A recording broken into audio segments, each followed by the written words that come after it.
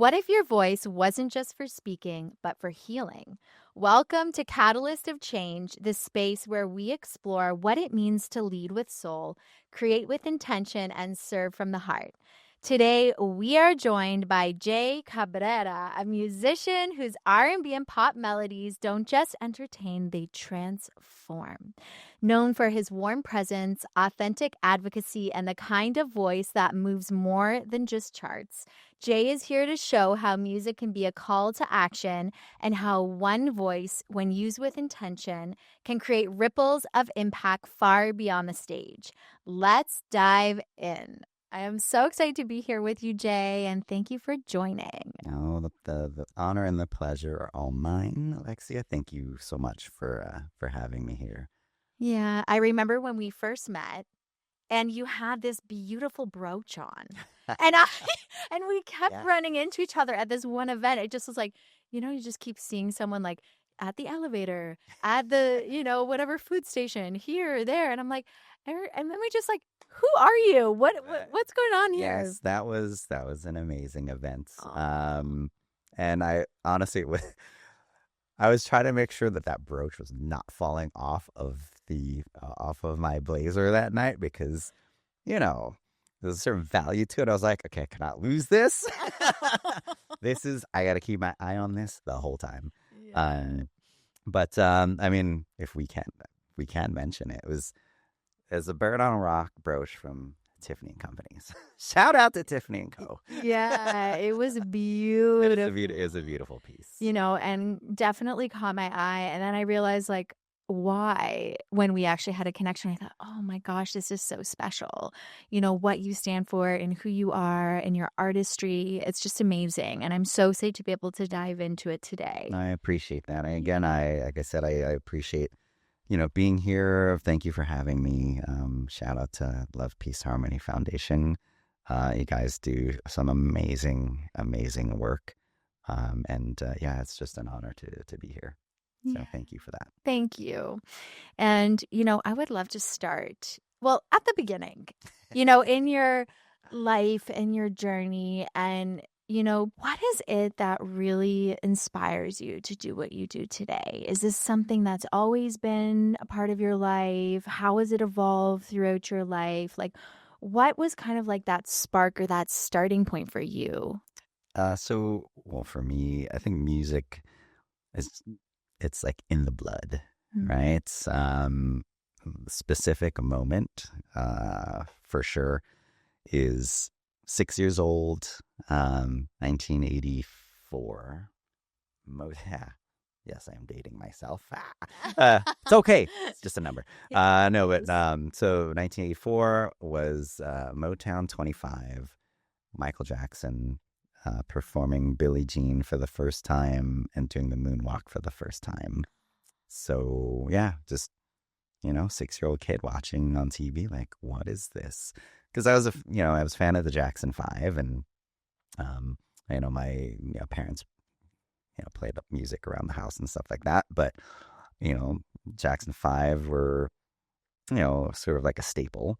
And then I remember, here they are celebrating, 25 years, Motown, you have, you had the Jackson 5 out there. And then, here's Michael in his like sequin cardigan and the white sequin socks and the glove, and just watching, like, mesmerized, like, what is this? What is happening? It was so cool.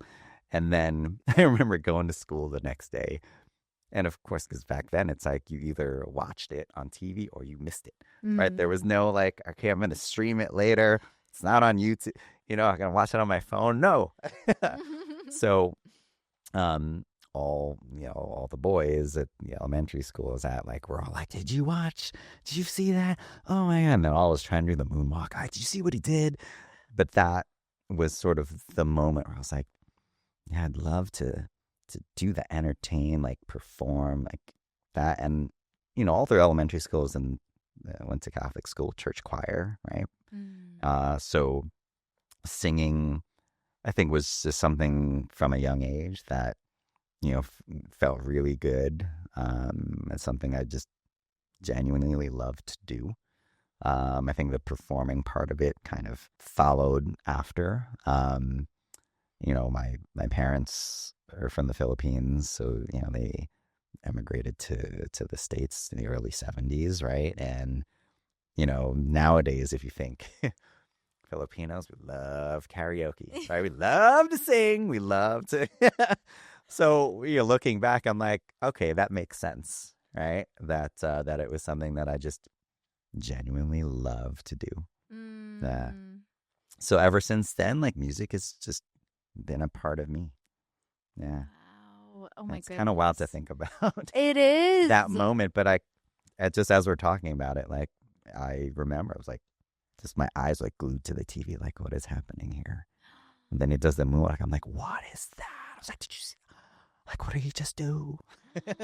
It's like, I feel like it's also like kind of a special time, like you said, before the technology we have today, Yeah. where it was like the world, it feels like the world. I know, of course, it's not the whole world in that moment, but I'm sure at that age of 6, it feels like the world is like watching this show together, like at the same time, and to then like share that with your peers and that excitement and have that like spark lit.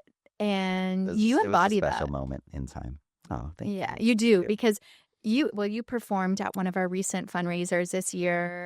it. Thank you for having me at that Oh, as well. That was a special time. yeah, It's a really great night. it Yeah. was a great night, and you just have that energy on stage. You have that ability to captivate the audience and like share that. And I think it's really interesting that you brought up the Filipino culture and that this is so ingrained. And I'm wondering, like what is it about that it like, because there's something that I feel like, this is just my own observation, Right. but there's something about so many of the Filipino friends that I have such open hearts, and they have this beautiful presence and like this way of self-expression, and I always am like, I wonder if it's connected to this, like from such a young age, culturally having like their voices so expressed. Yeah, I think, just thinking back to when I was a kid, going to friends' houses, and it was always this familial type of vibe, right? Where everyone is welcome, right? And they would, in a funny way, like take offense if they offered you food and you didn't eat. You know what I mean? They would always offer. It was always about being super welcoming, and from the hospitality standpoint was really the focus of if you are a guest, you know, we offer hospitality, food, drink, beverage, whatever that may be. But it was always like you felt like you were home, even though you were a guest. It felt like you were home, and that's something I think they've sort of inherently carried this whole time, is just being kind, being welcoming, and just really making people feel at ease, comfortable, less stressed. I don't know, but it's just always been something that I've always been aware of, just to make sure that whoever I'm in the presence of doesn't feel left out, doesn't feel like, outcasted or whatever. Whatever the situation is, whether it's at a show or an event or a guest in the home, like, because it's weird, like you're going to someone's home that maybe you're meeting for the first time or second time, whatever it is. And, it's natural to feel a little bit maybe nervous or like, oh, okay, like I'm not familiar with where I'm going. But then for that person to, put this energy out that's super welcoming, where as soon as that door opens, you're like, oh, looks like I'm just, coming home. Right. So it's, it's a cool feeling, not just to, to make sure that they feel, but also, feeling it yourself, that, there's just this level of comfort, of non-judgment. Like I say, the kindness thing, because at the end of the day, it's like that's what it is, to come from a place of kindness, being kind to others. This is like, I feel like such a important conversation, and you make it so simple because in many ways it is. But I feel like it is so I know. simple. It's like be Sometimes I scratch your kind. head sometimes, and like it really doesn't cost anything to be kind to another human, right? Yeah. But for some, like they don't see it, and Yeah. you're like kind of scratch it, like why, Yeah. why? So And you've been like an advocate for anti-bullying, and you've been, so what is it that connected you to that in particular? Did you have personal experiences, or what was that? What inspired you to speak out? yeah, well, growing up, I mean, I've been wearing glasses since I was in the third grade, right? So it's been a long time. And, when you're young, you get the hey, four eyes, hey, this, that, like, it makes you stand out, and sometimes in not a good way. It just depends on, you know, who's around you, right? And yeah, like when you're young, it's like you want to fit in, like you want to get along, and then, you feel different because, you know, you're like one of, I don't know, three or four that wear glasses, and like the other 28 kids like aren't, right? So it's like you don't want to feel different, but you feel different at the same time. And it's something as simple as, you know, I need these to see, right? It's like I need them. So, um, so yeah, when I was a kid, the the general, not ridicule, but like, joking around and, comments, this and that when you're young. Like you don't understand like, what's happening. You just feel like, okay, they're making fun of me, they're making me feel like, I'm like one of the outcasts, I'm different. Um, so, it's not a good feeling, right? Especially when you're young. And I think, in terms of like bullying, it's not a, like if you, when I talk about it now, it seems very trivial. Like, okay, I wear glasses. I mean, millions and millions of people wear glasses. Some even wear them just for fashion, like not to see, but just for fashion, right? So when I look back now, it's not such a big deal, but the root of it is that the feeling of like people making you feel less, right? So what was the point of that? Like, is it so they can feel better about themselves? And then, as you get older and you learn, like, when it comes to bullying, it's really not about you. It's about the person that's doing the bullying, and, we don't know what's going on in other people's lives unless you spend 24/7 with them. So, there are things that, can affect those people that are doing the bullying that we don't know about. So it's, when you kind of come at it from a different angle, it's kind of trying to understand like where that energy is coming from. And a lot of times it's stuff that happens, in their own lives that's affecting how they are. And they end up, they've got to quote unquote, like take it out on someone, right? So that's their kind of way of releasing whatever it is they're dealing with, and, it's not always definitely not a good thing, but, you know, sometimes instead of like trying to retaliate, you try and understand like where they're coming from, right? Um, and see if that maybe makes a difference, but at least coming from, knowing that it isn't about the person getting bullied. It's about what the bullier is dealing with, right?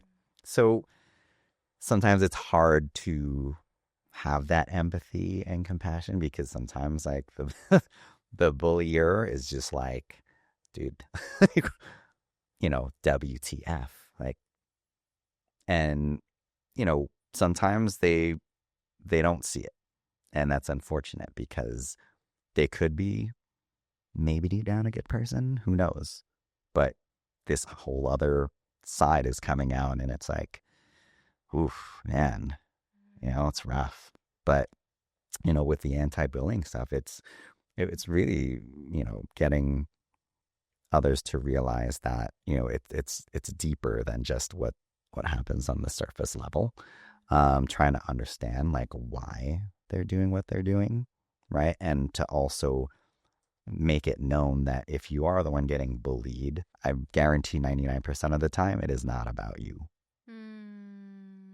Right? It is not your fault that you are getting bullied.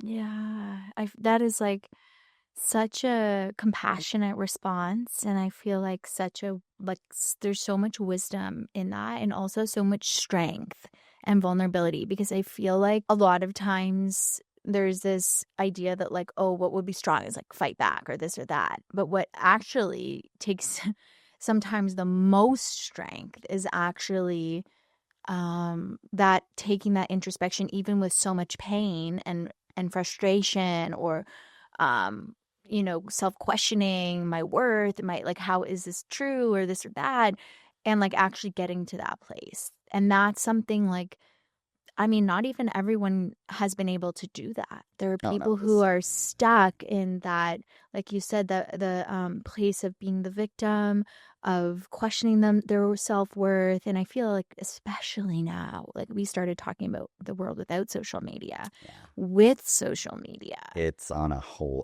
another level right now. God. That is, and like I was fortunate enough to be part of a couple of these anti-bullying tours throughout Ontario, where we would go to some elementary schools, some high schools, and just talk about experiences, right? Mm-hmm. And yeah, tell us about that. Like, how so there were two tours I was on. One was called Conquer the Fear, and one was called Stand Against the Fear, right? And there were a couple of artists, industry, people, including myself, that we would speak at these schools and talk about our own experiences getting bullied, and how we've talked about now that a lot of times it is not about you; it's the person that is doing the bullying, right?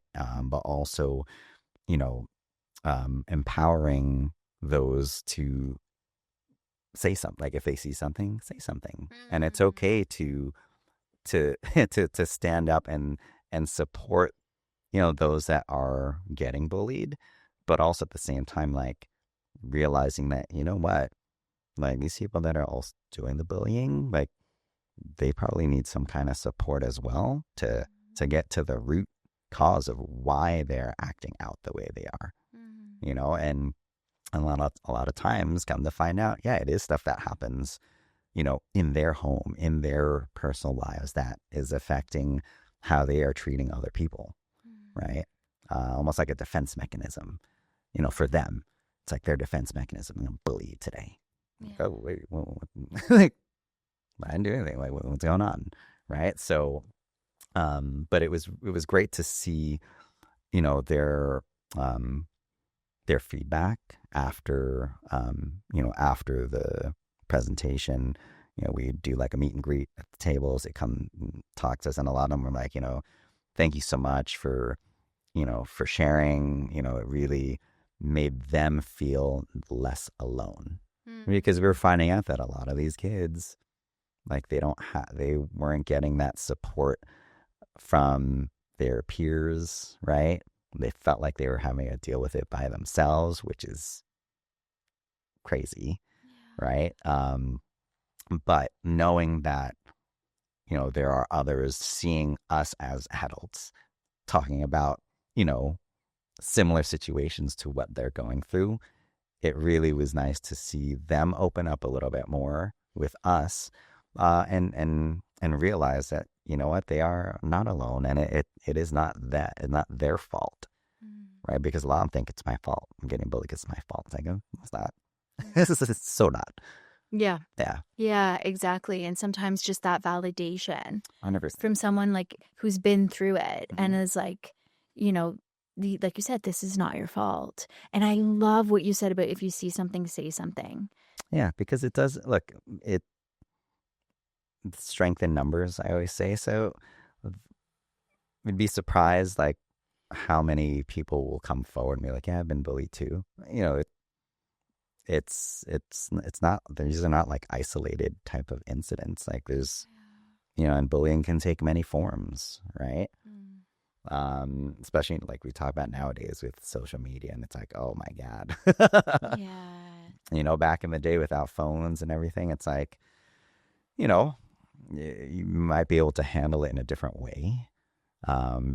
And not as many people would know about it, but you could still, bring up the issues and deal with it more constructively. Mm-hmm. But I think now with like how fast, information is just like put out there. Mm-hmm. Something happens, boom, they post it, goes viral, this, that, like all of a sudden there's like, millions of reposts or shares and this and that. And it's, the the reaction time is, seconds or minutes versus, okay, it's been, a few weeks or months or whatever, but yeah, it's, for the youth of today. I mean, I can't imagine, how many extra things they're having to navigate through.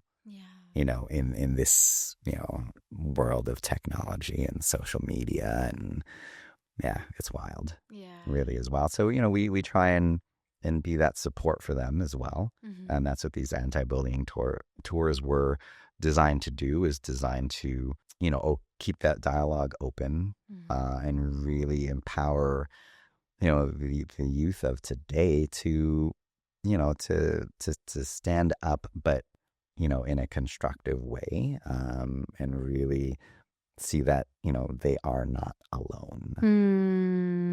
And so such a key point that we're not alone, and to just remember that and be reminded and remind each other of that. And it, takes me back to that inclusivity you were talking about like looking at your environment wherever we are, and like, how can I make someone feel like home? If you're at an event, you see someone like standing alone, or on a bus and someone looks like they're getting some unwanted attention, kind of like goes, hey, do you need, you need some support, or like whatever that might be. You're at a cafe and maybe there's a houseless person outside. It's like, do you want a coffee? Whatever it might be, wherever one finds themselves, to think about like, how can I make this more of a comfortable situation for the people that are in my field and my awareness in this moment. And like, I just feel like you're a great example of that. And, even from the moment you came in today and all the times we've been encountering each other, and, also in your music and sharing your music, I feel like that can be very therapeutic for people, whether it's through like joy and just experiencing something. And I'm wondering, like, has there been a moment in your life or something you can think of where like your music has touched someone in that way, or like made a positive impact or change? I would say, when it comes to that, I think when it comes to music is really the true universal language. I always say when I, do my radio show and my little podcast show, how, songs don't even have to be, you don't even have to technically understand the words per se, because it could be sung in another language, but it really is the sonic part of music, melody, tone. You can hear emotion in just how the music is played, right? For me, like feedback that I've gotten on my music is just, feelings of joy, of happiness, when they listen to my music, which is cool. Yeah. Because sometimes as an artist, like, you don't know how the listener is gonna, interpret what you're putting out there, right? True. Well, I would, what, a friend of mine met through Instagram, during the lockdowns, talented musician, out of California. He was moving his life from California to the UK, And I remember he messaged me. He's like, I played one of your songs on the plane. It was like just like the perfect song to listen to in that moment, right? And I was like, that's kind of cool. That's pretty cool. You know, I think sometimes as artists, we don't, we're so focused on, all right, I got to put the song out. You know, here's a new song, this, that. We don't take, sometimes don't take that step back and just pause for a moment and take in, you know, feedback that we get from listeners that enjoy what we do. You know, I think sometimes we're in a time where it's like go, go, go, go, go. And even if we do get that feedback, like really like sitting with that. Because I'm like, I love your song. Okay, cool. And it was like, you keep going. Like, oh, what, you know, what did you like about it? Like almost like stopping and interviewing the listener to be like, what did you like about the song? Like, how did it make you feel? You know, was it the words? Was it the music? You know, and I think sometimes it's important as creators to just, in those types of instances, to just pause for the moment and be like, really take that feedback in. That's powerful. I feel like that could be applied to like everyone in life, like almost like whatever moment of positivity or appreciation, or like it's almost like the way I hear what you're saying is like even just taking a moment for gratitude, like to just pause, even if just for like a moment, and just like absorb that gratitude or like absorb the moment. And you know, when we're so focused on what's next, we can like be so taken out of just being present with what is and like what's present right now. And so that's something that I feel is very powerful. And, you know, also like as a independent artist, it may not always be like super easy or accessible because like one's livelihood is literally depending on their art in many ways. And they could be the one who's moving that forward. And, you know, you have like supported, advocated for, promoted indie artists for like so long now with your show, which now Vibin' with Jae, for everyone to check out on IG and your platforms. And originally it was Indie Vibin' with Jae, and so your platform is literally supporting independent artists. So I'm curious, like, what inspired you to like hyper focus on that, and how has that been for you, like, in that journey, and then maintaining that sense of presence as well? You know, as an independent artist, I think, you know, a catalyst, pun intended, so a catalyst for starting what I did was during those first lockdown waves, right when the pandemic hit. You know, we couldn't do anything, so I was just trying to think of how can I stay creative, how can I fuel the creative side of what I do. And one night it was a Friday night. And I was like, you know what? Let me go on Instagram, let me do a live, and you know, maybe I'll sing some songs, whatever. Let me just get on there, right? So I went on. Just happened to be like 11 p.m. on a Friday night. Got on there, you know, singing a couple of songs. The viewers were popping in, and you know, I saw fellow artists that I'm friends with down from Brooklyn. So he was in. So then I invited him into the live. So we chatted for a bit. And then a friend of mine who's a DJ out in California, I saw her pop in. So I brought her into the live. And at that time, I think Instagram only gave you like an hour, right, to do a live stream. And then they'd have like a little 2-minute countdown at the top when you were coming to the end. So anyway, so I did that. And I remember doing that thinking that actually felt kind of cool, you know, where you felt like you were able to connect, you know, with fellow creatives that were, you know, across the world, in real time, and when no one could do anything because of the lockdowns. So then I ended up doing another one the next Friday, and then the next Friday, and then the next Friday, and that just kind of kept going. At the time, I called it Friday Night Hour with Jae. So that was in 2020. And then from that, all of the independent artists that I would have on, because I was like, you know what? Might as well have, any of the artists I know just come on and let's just kind of chat about their journeys, why they got into music, what inspires them, things to that effect. And it was really cool because not only was I able to sort of network with other amazing artists, but kind of start to build this independent artist community. I mean, out of Canada, but also globally, right? Because having that Instagram platform, you're able to connect with artists.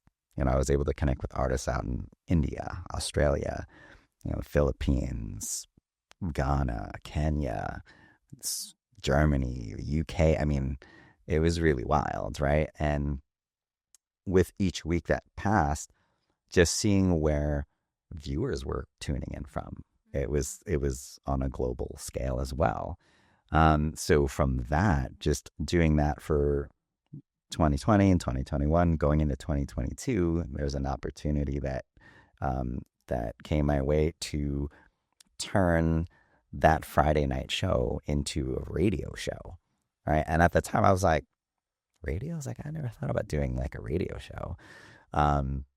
So we tested it out. So shout out to Indie 101.5 FM, indie1015.com, and DJ Jay Woo for that opportunity there to build that. And we did a test run of doing the interview show on the radio. And, with technology, it's not always a clean signal and this and that. So I was like, okay, it felt okay, right? And then I thought, you know what? I was like, who has this time slot on the other days? And he said, no one. He's like, they just play music. And he goes, why? I go, I have an idea. I was like, why don't I take this slot every day for 2 hours and play music from all of the independent artists that have been guests on the show? Because at that point, I had done, 2 years worth of shows, right? Every Friday night. So I don't know, 100 plus, right? Weeks. So that's how Indie Vibin' with Jae, the radio show, came to be. And since 2022, we broadcast from midnight to 2 a.m. every day, highlighting and showcasing independent artists from around the world. And I remember when we first started it, the rotation would change every week. So I was every week, new 36, 38 songs every single week. Wow. Right up until last year, beginning of 2024, so after 2 years, I was like, you know what? Let's tweak it and change the rotation every month. So I felt that the weekly change, it was great, but I felt the artists weren't getting enough ears on the music because it was changing every week. So switching it to a monthly rotation really expanded not just the reach, but time for listeners and new listeners to discover the artists that were in the rotation, right? And each radio show rotation has a Spotify and Apple Music playlist as well. So, for those listeners that maybe they're in an area of the world where they're sleeping, they can still listen to those artists that are in the rotation through the playlists. Wow. Right? And it was honestly having those two platforms going. For me, I felt like I was helping other fellow independent artists where I never had that kind of platform support when I was starting out as an artist. So how can I change that, and help other artists get their music into more people's ears, in a way where, when I started my artist journey, if I had access to that, oh my goodness, like that would have been such a game changer in terms of really getting music out to more ears, right? Because for independent artists, we know it's a daily grind. right? And even for myself, a lot of independent artists, they do work the day jobs as well Right. to fund their passions of music, and that's okay. That's normal. That's Yes. a normal thing. So from my perspective, is how can I make it even 0.1% easier, right? To help get their music out there, especially for independent artists having songs on the radio. That's very few and far between, or that's even harder. So how can we make that easier with what I do? And a lot of the feedback from the artists has been super positive. A lot of gratitude there, but I mean the gratitude really is coming from my end that I'm even able to connect um, and be associated with all these amazing independent artists that are putting some really good music out there, right? So it's it fills it fills my heart when that feedback comes back to me from these artists that have seen an impact from their song being on, now we're calling it Vibin' with Jae, on Vibin' with Jae, and also new listeners that come across their music from them being in the rotation, from the playlists that are out there. Um, it's cool. And actually is a pretty cool, it's actually pretty cool It is just to really see, cool. like I say, when you take a moment to just pause. So I did that the other day and I was like, wow, like I've been doing this radio show now, for, this is the 4th year, right? Of the radio show, and the 6th year of doing these Friday night shows. And I'm like, whoa, that's kind of wild to think, like, time wise. Yeah.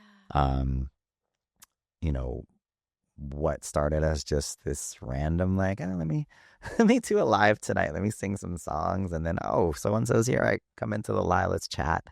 And now it's like, whoa, all of these artists that have, been on the show, we've put them in rotation. They've gotten radio play. They've, getting new fans and whatnot. And just, the, the kind messages that they send.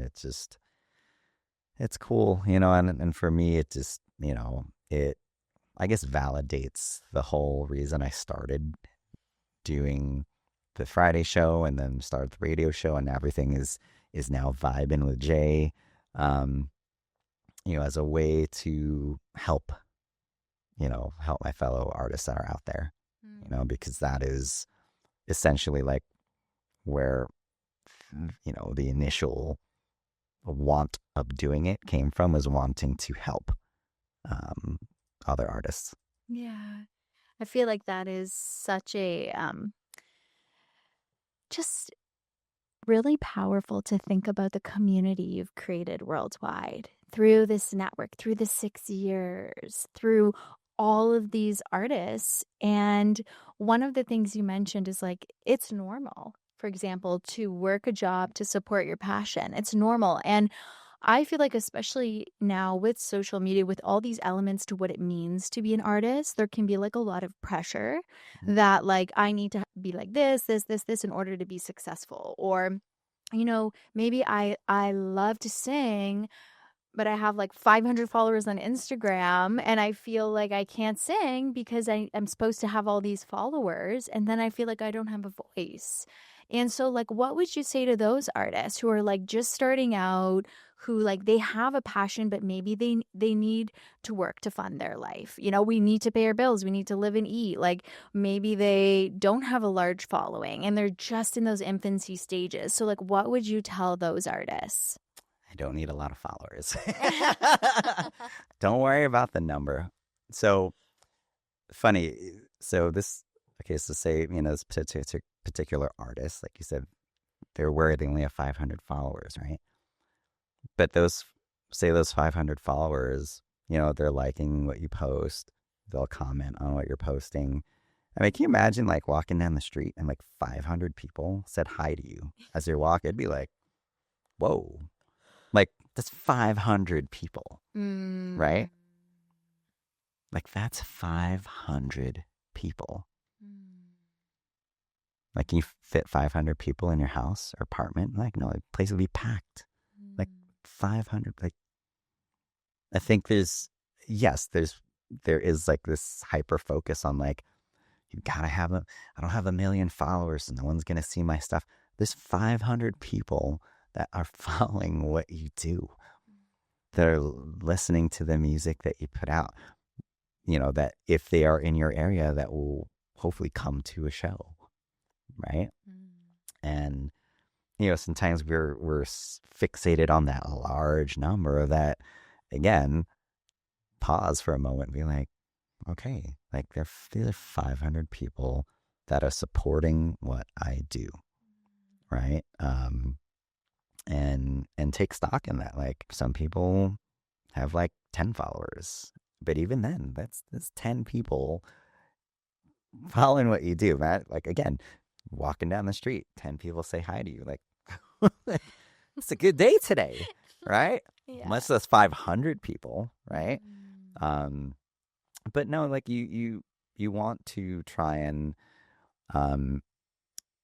focus and connect with the people that are supporting what you do. Is it hard to drown out like the negative stuff? 100%. That's what makes us human, right?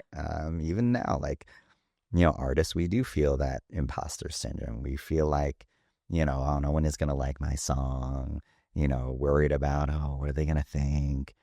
But, if you have a genuine passion and love for doing what you do, like, you have to look at it. You're doing this for yourself, not for anybody else, right? And if you stay true to that and genuine in kind of your approach to how you're putting your music out and how you're creating, you'll attract the right supporters for what you do. And then you build from there. And, for those that support you, in a way, they will naturally want to share what you do with their own sort of network of friends or colleagues or whatnot. So, that 500 could easily double to 1,000 if each one of those people was like, hey, check out so-and-so, they've got a cool song out, or, check out this post that they did, or this and that. You never know, right? So as a creator, as an artist, once we put that content out there, song or, podcast, interview show, like, you can't control what the viewer or listener is going to do or how they're going to react to your music. That being said, not everyone has to like what you do, right? Not everyone's going to like your music. That's okay as well. Because we all have artists that we listen to, and some artists that, we might listen to, but they might not be on our like rotation of songs that you play. Again, that's okay, because not everyone's going to like your music the same way you don't like everyone's music. And that is just human nature, right? So you gravitate and connect with those that are going to, quote unquote, those are going to rock with you, that are going to, rock with your vibe. That's where we should focus on. So I know, and it's hard to say, like, don't pay attention to the numbers, because it's a metric driven, the way the industry is now. It's like, what's your follower count? How many monthly listeners do you have? How many streams do you have? How many? Whoa, my goodness. So it definitely can be, super stressful for that independent artist that's just starting out. But, hopefully, you look for opportunities to connect with like-minded artists, especially in Toronto. There's so many amazing events for independent artists, open mics, showcases, networking nights, with some different organizations that really also help and advocate for independent artists. So look in your local cities for easiest ways to try and connect are open mic nights. Because I guarantee you there's going to be at least another 10 artists that are in the same boat as you, trying to, get more ears on their music, just trying to get their presence out there, and, I found that through these open mics, you will connect with other musicians, other artists, and then what happens? Collaboration. You guys are like, yeah, we should, do a writing session together, whatever, let's connect. Then you guys meet up, create something that neither one of you thought would be possible, but it is from, these kind of smaller, events where you can network and share the love of music. Oh my goodness. Yes. I love this. And that's like, I feel like what you're saying is like focus on the passion, focus on the art itself, like on the expression. And that I feel like is like to not get stopped by all those metrics, by all this pressure, by, what other people say, and just focus on like, what is that inspiration? And like carry that forward in whatever way you can and connect with the community, like go out and put yourself out there. Yes. Yeah, that's beautiful. And you've done I feel like dedicated so much of your career and your whole artistry to also empowering other artists and actually being like a vessel or a vehicle to be that catalyst of change, in the industry, which is like huge. So huge. Trying. Trying. I will shout out Midtown Radio and Records, so Michael DeBarge and Midtown and Radio Records for adding that support for what I'm trying to do with Vibin' with Jae, especially with continuing to expand the reach of the radio show, not just locally here, but throughout the States and globally as well. Because it's it's important that we try and show that support for fellow independent artists, right? From a music level, shout out to the team at Invite Only Studios, Doc Knows Music, and Pat Kelly Crash NY, my two partners in crime for over 20 years. Just kind of helping keep my musical drive going. The collaboration part is super key. My family as well. The support there is super important. They keep that fuel going to continue to do what I do, knowing that what I do is helping hundreds, if not thousands, of fellow independent artists. I mean, you got to have team support as well. Yeah. Because you can't do it alone. It's a team effort. I mean, it starts with one, but yeah, to continue to grow, you definitely need to have a couple of other team members helping out. But again, for the independent artists, for those of you that's just starting out, it starts with one. It's you. So, start with you and then build out from there. But trust me, there are plenty of people that you'll be able to connect with and build your team, as you go. So. Yeah. Wow. Well, I want to thank you so much for being on Catalyst of Change. It's my pleasure. And for the honor is mine. A catalyst of change. Yes. No, and I love. I'm so proud of what you guys are doing with the Love Peace Harmony Foundation and with this podcast, Catalyst of Change. It really is an honor to be here. So thank you so much for having me. I appreciate that. Thank you so much. And it's an honor to have you. I feel like we'll probably be seeing more of you. More, yes. Like I don't know, like a shameless plug. So yes, the new single's out, guys. Yeah. Half on Empty is out there. So thank you for those that have been streaming or downloading, adding it to your playlist. But also, please make sure you tune in to Vibin' with Jae every night, midnight to 2 a.m. Eastern Time on indie1015.com, fluentradio.com. And if you have the TuneIn app, it's Jams with a Z or a Z, Jams 95.3 FM.